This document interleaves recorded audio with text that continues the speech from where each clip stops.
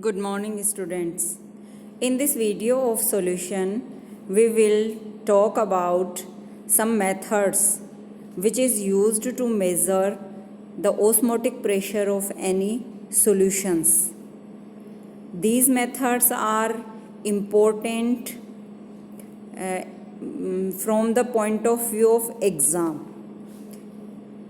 कुछ मेथड्स इनमें से पूछे जाते रहे हैं एग्ज़ाम्स में रिपीटेटिवली।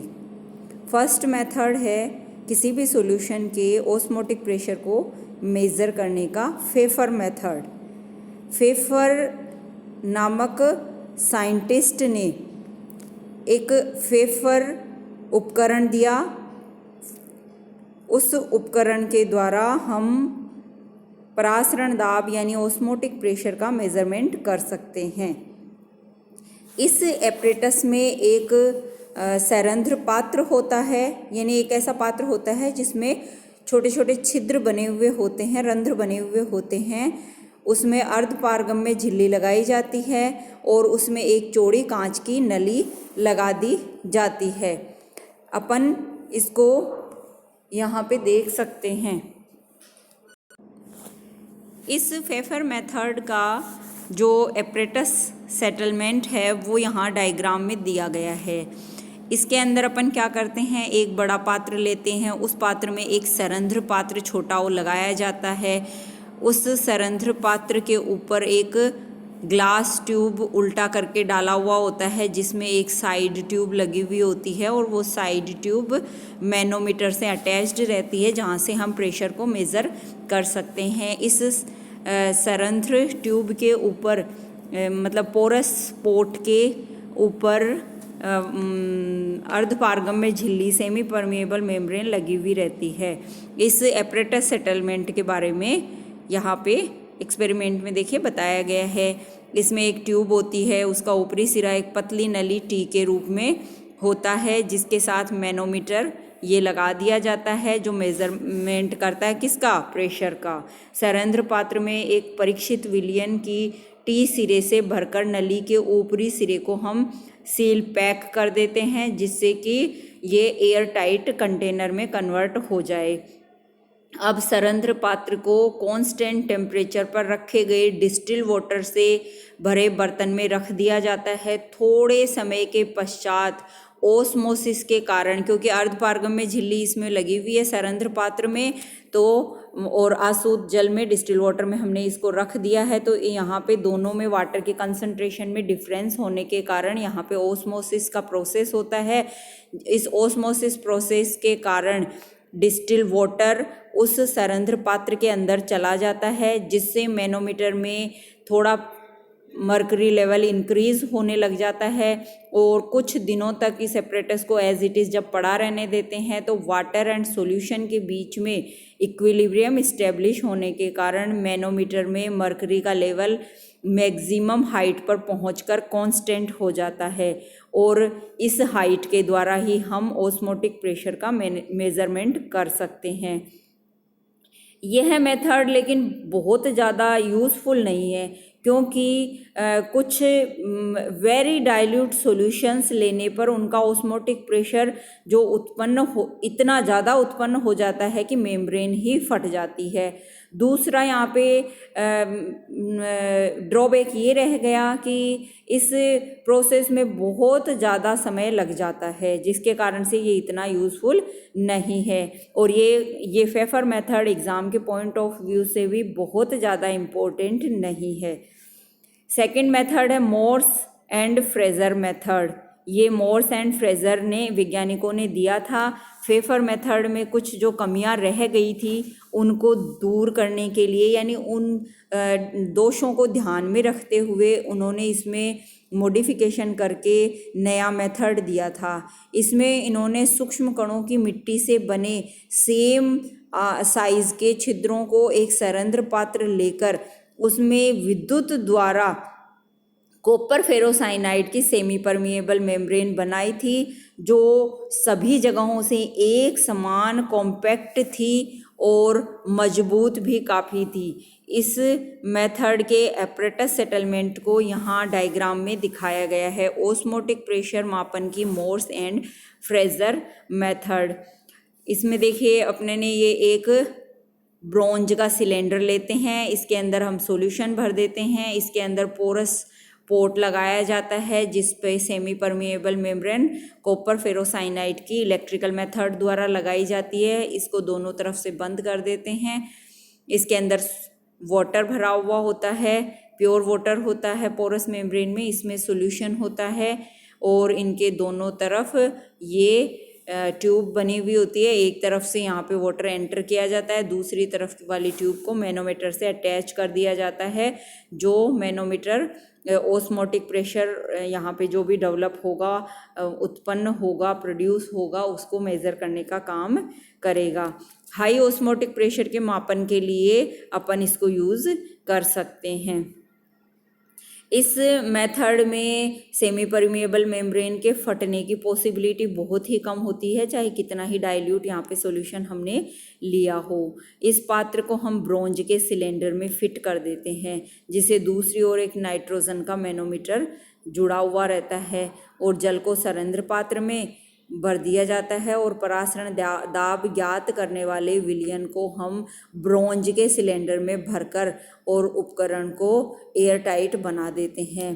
थोड़े समय के बाद में ओस्मोटिक प्रेशर के कारण या ओस्मोसिस प्रोसेस के कारण प्योर वाटर सॉल्यूशन की तरफ जाने लगता है और सिलेंडर में इसका आयतन बढ़ने लग जाता है, जिससे मैनोमीटर में पारे का लेवल इंक्रीज होने लग जाता है और कुछ समय बाद यह जब सॉल्यूशन और वाटर के बीच में इक्विलिब्रियम इस्टेब्लिश हो जाता है तो मैनोमीटर में पारे का लेवल इंक्रीज होना रुक जाता है, स्थिर हो जाता है। इसे हम नोट कर लेते हैं। यही हमारे सॉल्यूशन का ओस्मोटिक प्रेशर होता है।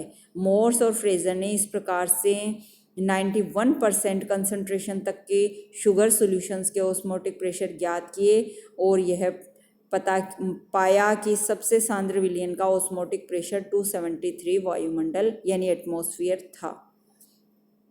यह मेथड फेफर मेथड से थोड़ा यूज़फुल था, लेकिन सबसे ज़्यादा यूज़ होने वाला मेथड, यूज़ किया जाने वाला मेथड ओस्मोटिक प्रेशर के मेज़रमेंट के लिए जो यूज़ किया जाता है वह है बर्कले एंड हार्टले मेथड, और ये काफ़ी बार एग्ज़ाम्स में पूछा भी गया है। बर्कले और हार्टले ने भी ओस्मोटिक प्रेशर को मेज़र करने के लिए एक मेथड बताया जो कि उपरोक्त दोनों मेथड से काफ़ी अधिक अप्रोप्रिएट और यूज़फुल था। इस मेथड में ओस्मोटिक प्रेशर को मेज़र करने के लिए बाहर से दाब लगाया जाता है और ओस्मोसिस को रोका जाता है, जिससे कि लगाया गया दाब जब ओस्मोसिस को रोक दे वह परासरण दाब के बराबर हो जाता है। उन्होंने जो एपरेटस यूज़ किया वह यहाँ डायग्राम में दिखाया गया है। परासरण दाब मापन की बर्कले एंड हार्टले मेथड। इसमें हम दोनों तरफ से खुले हुए एक सरंध्र पात्र को लेते हैं और इसकी दीवारों पर भी सेमी परमिएबल मेम्ब्रेन लगी हुई होती है जो कि कॉपर फेरोसाइनाइड की होती है, और जो ये एपरेटस होता है यह ब्रोंज का बना हुआ होता है जिसे सील कर दिया जाता है और वायुरोधी बना दिया जाता है।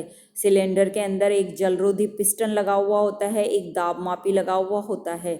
सरंध्र पात्र के एक तरफ हम कोशिका नली लगाते हैं और दूसरी तरफ रिजर्वायर को रखा जाता है। इस तरीके से ये एपरेटस यहाँ पे सेट हो जाता है। इसके दाब मापी के द्वारा हम दाब को मेज़र करते हैं कि कितना दाब हमारे द्वारा लगाया गया है, अप्लाइड प्रेशर। सरंध्र पात्र के अंदर क्या भर दिया जाता है, डिस्टिल वाटर भर दिया जाता है और बाहर के दोनों पोर्शन के अंदर सॉल्यूशन को भरा जाता है।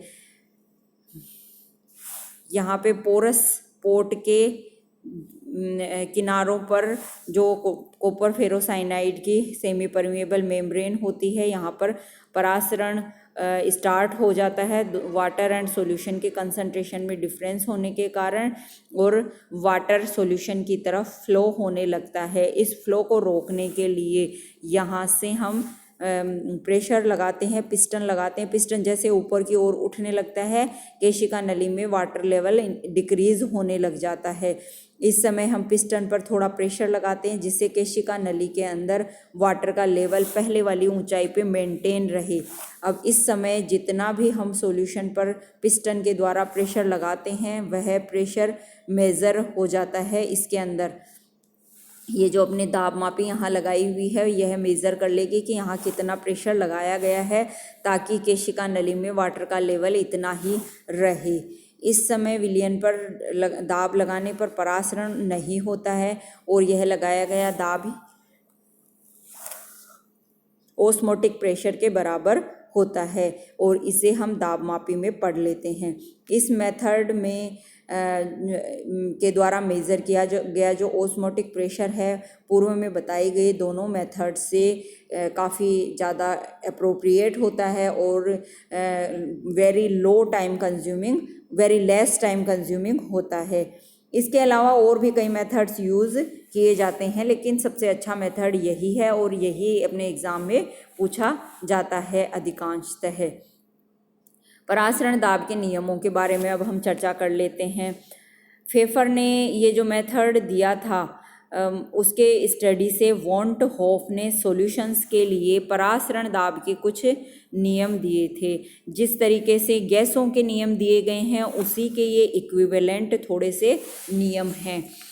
उसने ये देखा कि सॉल्यूशन और गैसों के गुणों में काफ़ी समानताएं पाई जाती हैं। इनकी स्टडी करने के पश्चात उसने सॉल्यूशंस का भी एक सिद्धांत दिया था और उसे वॉन्ट होफ का सॉल्यूशन सिद्धांत कहा जाता है, want Hoff theory of solution. तो देखिए ये एग्ज़ाम में पूछी जाती है। Want Hoff theory of solution पूछा जाता है और वॉन्ट होफ बॉयल्स लॉ भी पूछा जाता है अलग से।